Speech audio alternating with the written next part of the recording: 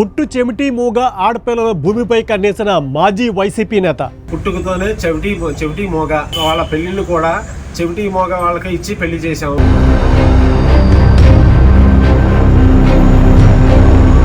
పొట్ట గడవడమే కష్టంగా ఉన్న కుటుంబంపై కనికరం చూపకుండా కన్నకావరం చూపించిన కాలనాగు. వైసీపీలో ఉన్న నేత గొర్రెల భానుజీరావు అనే అతను నువ్వు మాకు డబ్బులు చెల్లించాలని బ్లాక్ మెయిల్ చేస్తూ మమ్మల్ని అడుగుతున్నాడు.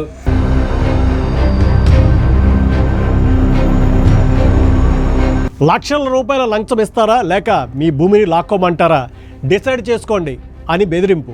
అయ్యా నీకు ఎందుకు కట్టాలి, మేము ఎందుకు ఇవ్వాలంటే నేను మండలంలో అందరి దగ్గర మేము డీ పట్టా ఉన్న వాళ్ళందరి దగ్గర డబ్బులు అడుగుతున్నాము, అందరూ డబ్బులు ఇవ్వాలి అని. మేము ఇవ్వలేము, మేము పేదోళ్ళం, మేము అదే దీని మీద కొద్దిగా ఇచ్చేసుకొని వ్యవసాయం చేసుకొని బతుకుతున్నాం, మేము ఇవ్వలేమంటే ఇవ్వకపోతే కుదరదు.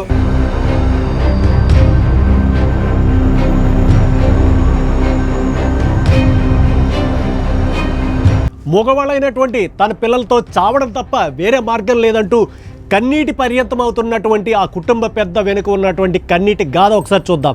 ఆధారం లేకపోతే మేము ఎలా బ్రతుకుతామండి? పూర్వం కూడా వచ్చేసాం, 40 ఏళ్ళ క్రితం వచ్చేసాం ఇక్కడికి.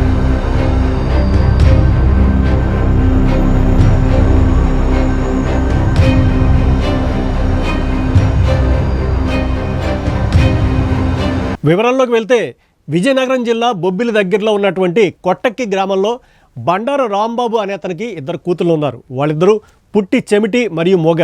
వీళ్ళిద్దరికీ మరో 2 చెమిటి మోగ వారితో పెళ్లిళ్ళు అయితే చేశారు.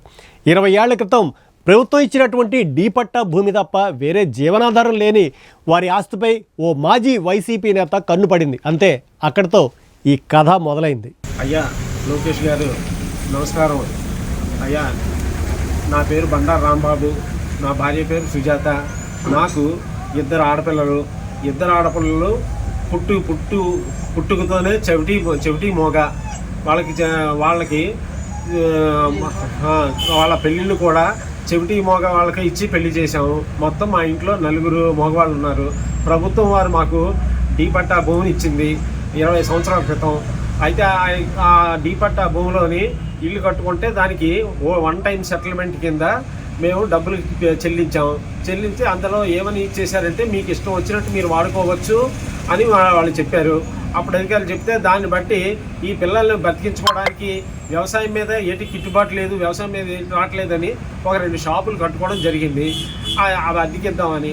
ఈలోపు మాకు ఇలా మేము బ్రతుకుతుంటే ఈలోపు సాలూరు నుంచి పూర్వం వైసీపీలో ఉన్న నేత ఇప్పుడు కొత్తగా తెలుగుదేశం బీజేపీ పార్టీలోకి వెళ్ళి గొర్రెల భానుజీరావు అనే అతను నీవు డీ పట్టా భూమిలో షాపులు ఎలా కట్టావు, నువ్వు మాకు డబ్బులు చెల్లించాలని 70 లక్షల రూపాయలు మమ్మల్ని బ్లాక్మెయిల్ చేస్తూ మమ్మల్ని అడుగుతున్నాడు.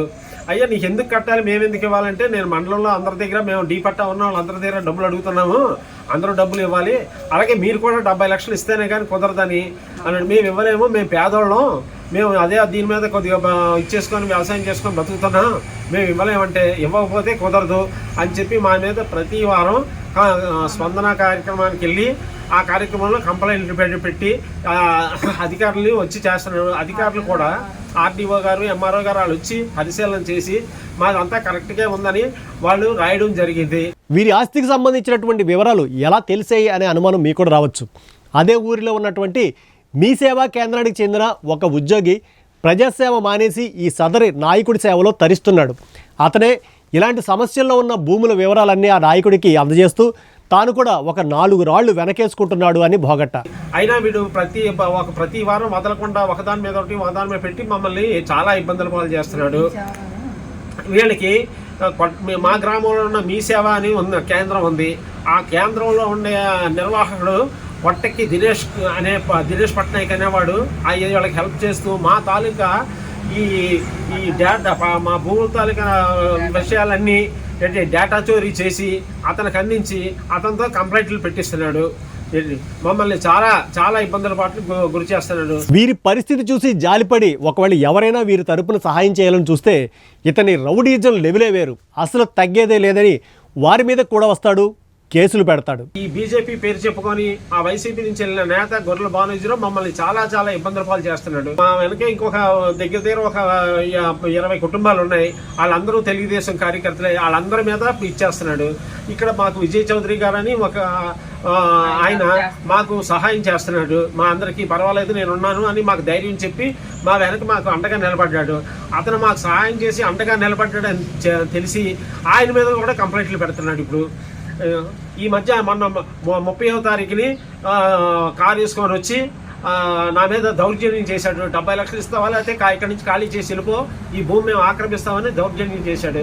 అక్కడే మా పక్కనే ఉన్న ఒక రెల్లి కుటుంబానికి చెందిన ఒక తల్లి కొడుకులు ఉన్నారు.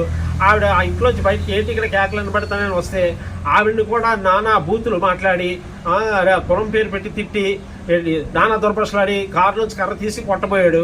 ఇల్లు ఖాళీ చేసిమని దౌర్జన్యం చేశాడు. అప్పుడు వెంటనే మేము ఏం చేసామంటే మేము మరుసటి రోజు విజయ్ చౌదరి గారికి ఈ విషయాన్ని అంతా చెప్తే అయితే వెళ్ళి మాట్లాడి మేము కంప్లైంట్ ఇవ్వడానికి వెళ్ళి కంప్లైంట్ ఇచ్చాం పోలీస్ స్టేషన్లో. అది ప్రస్తుతానికి పోలీస్ స్టేషన్లో కంప్లైంట్ కూడా ఉంది.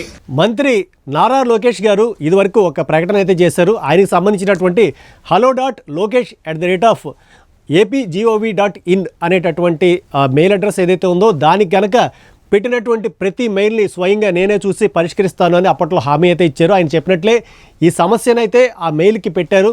దానిపై స్పందించినటువంటి లోకేష్ గారు కూడా న్యాయం చేస్తామని ఫోన్ చేసి హామీ ఇచ్చినట్లయితే తెలుస్తోంది.